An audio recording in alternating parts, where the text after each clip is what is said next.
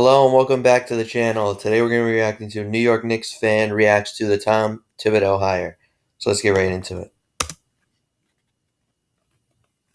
So the Knicks signed their new head coach for the foreseeable future when they inked Tom Thibodeau to a 5-year deal on Saturday, July 25th. Now, I was away at school kind of moving apartments and bringing everything home, so I didn't really have a chance to make a video until now. So I know I'm a little bit late, but I'm going to try to give you a Knicks fan perspective on the hire. So right off the bat, it's a 5-year deal, which when the Knicks sign coaches, they tend to do these long years or the long contracts. They've had it with Derek Fisher, they've had it with Jeff Hornacek, they've had it with David Fizdale, and they just don't pan out. So let's hope this is the most veteran coach they have brought in a while, since probably Mike D'Antoni at that time back in the mid-2010s, early to mid-2010s. So, yeah, Tom Thibodeau, he has more experience than Hornacek did when he got hired. I would say, and maybe more success, I could say. Derek Fisher, brand new. Fizdale had very little experience, but he had experience in Memphis.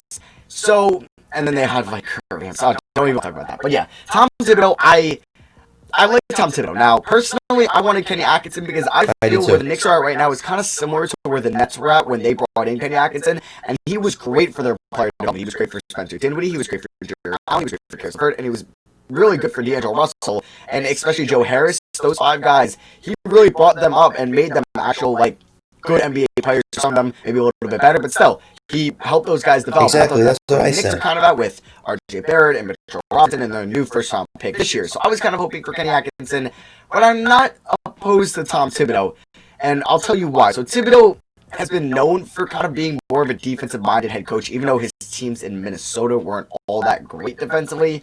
It was really good in Chicago. Obviously, he had Taj Gibson, Joakim Noah, and Jimmy Butler there, and D-Rose wasn't too bad on defense either pre-injury. But I think there's some Knicks on this team that could really use a defensive-minded head coach. I think R.J. Barrett has a lot to improve on the defensive end. Frank Ntilikina will be amazing. Is already really good on the defensive end, and he has the potential to be elite at the defensive end, so I'm hoping Thibodeau can maybe progress him there. Kevin Knox, their top 10 pick from 2018.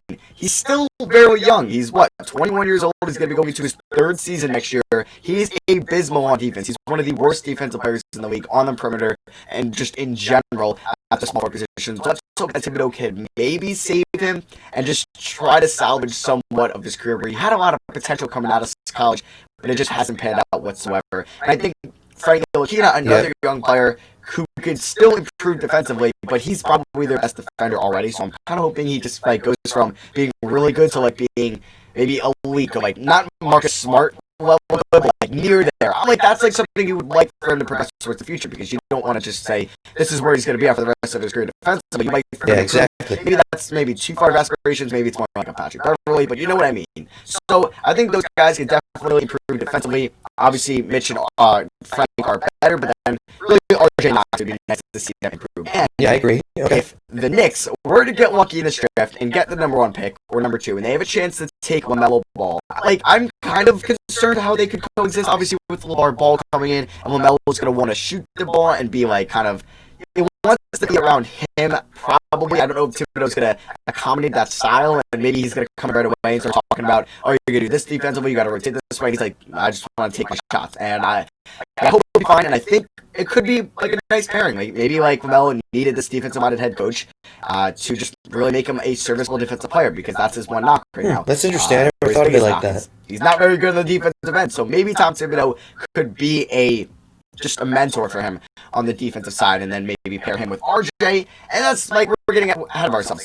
Anthony Edwards, he definitely has defensive potential, but he definitely has room to improve 100%. So I think Thibodeau would be good for that, or Cole Anthony, or Killian Hayes. So exactly, yeah. Probably get a draft a point guard, unless they fall and they like Obi Toppin and they his fit next to Mitchell Robinson. I don't know, please but don't. They're most likely drafting a guard. Either it's RJ Hampton, Hayes, Ball, Edwards, Anthony, or I guess I already said RJ Hampton. I guess there'd be those 5. I thought they would end up with Kyra Lewis in this draft, but yeah, those 5 guards are probably going to be one of those players is going to be in next year's season, and I just hope it works well with Thibodeau. He winning is obviously going to be the main thing here, but I think I'd rather prefer what Fizdale preached, and it was player development. We don't need to be good right away. We don't. We could be good. The Knicks make their first playoff appearance in 2022. 2022 or 2023.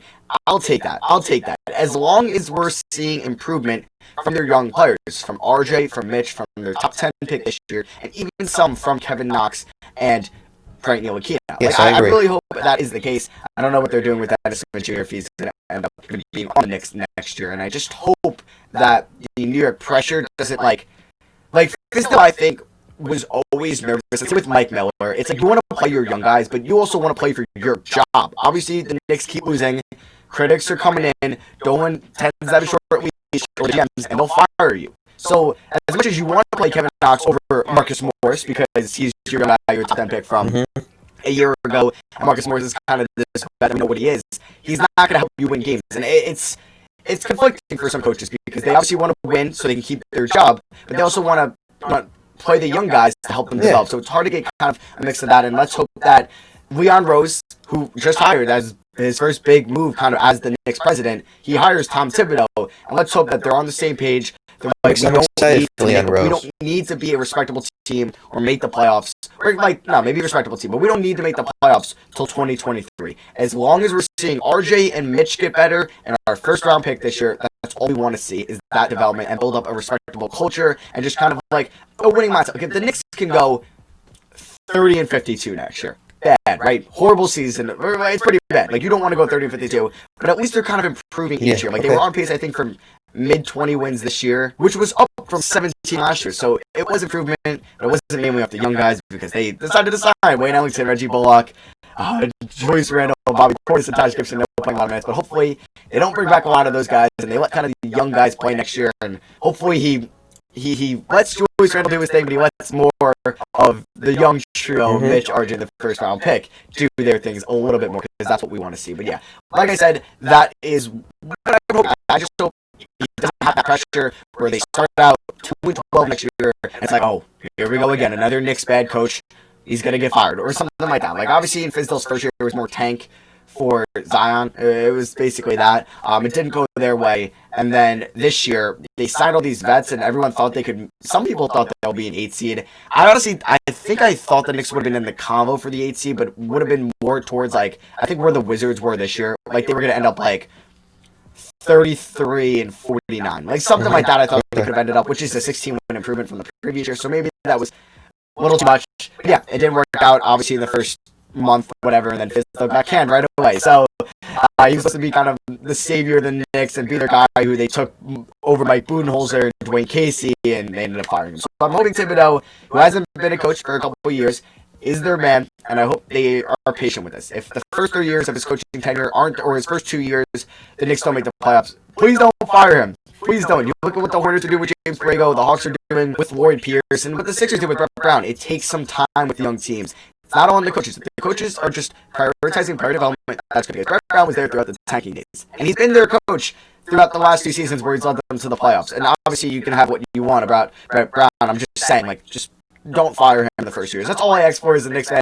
Just have some longevity with your coaches. That's true. I agree. Let him at least coach the first 3 out of his 5 years on his contract, not the first year and 1 month or year and 2 months, like Fizdale ended up being. But yeah, that is going to be my thoughts and reactions on the Tom. Alright guys, hope you guys enjoyed that video. I completely agree with his statement. He's really starting to help me understand why they hired Tom Thibodeau, why it's a good hiring. So appreciate it, and I see you guys next time. Peace.